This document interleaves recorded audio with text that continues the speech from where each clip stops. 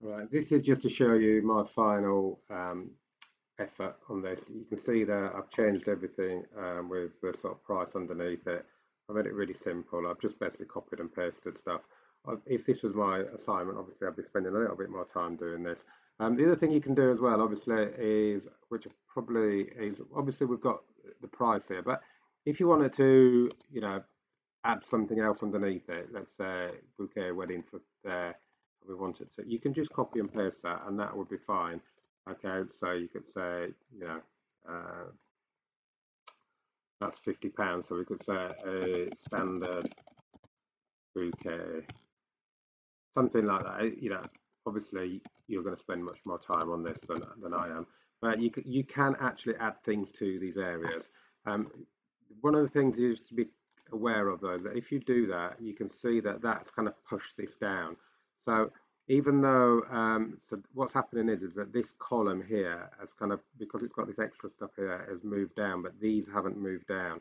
So again, just be sort of careful or aware that that might happen if you don't sort of do everything there. So you know what we could do is we could sort of copy that and put that in there as well. So not a standard bouquet, but we could say a more expensive option or something like that. Obviously, you're going to, but going back to the principles of website, we need to try and keep things consistent. So you've got that there.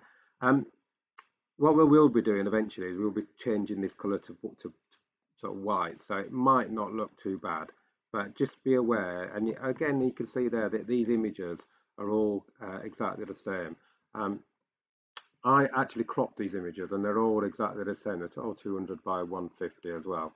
Um, so ideally what you need to do before you sort of start loading your own images in is to use Photoshop to just basically resize all your images so they're all exactly the same.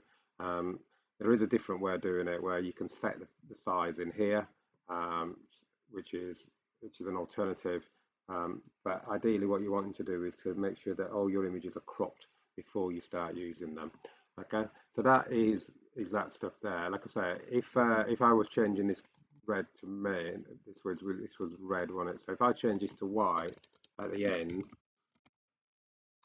just before we finish this set of videos, I'll show you what that looks like.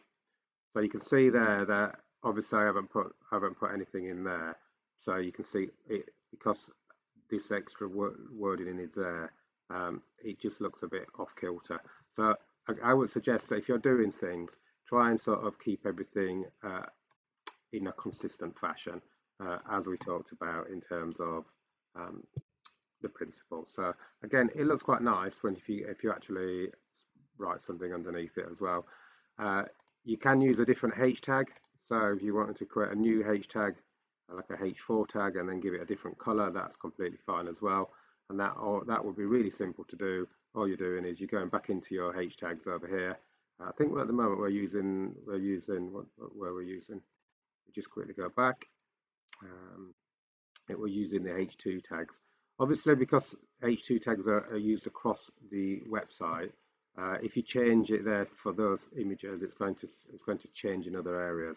So if you want something similar, but just for those, what you'll have to do is let's just grab those H2 tags. We can copy that. We can call it H4. Let's say we wanted to have instead of a black, we wanted to have a grey. So let's go for dark grey. Okay, so obviously now we've just created a new tag in there. So, but obviously, if you're going to do that, that would mean that then you'd have to go and change all the tags in here. So I'll just do one to show you. I've changed the top one, but now you can see that that's changed to that different style. So I don't like that. I'd probably leave it as it was.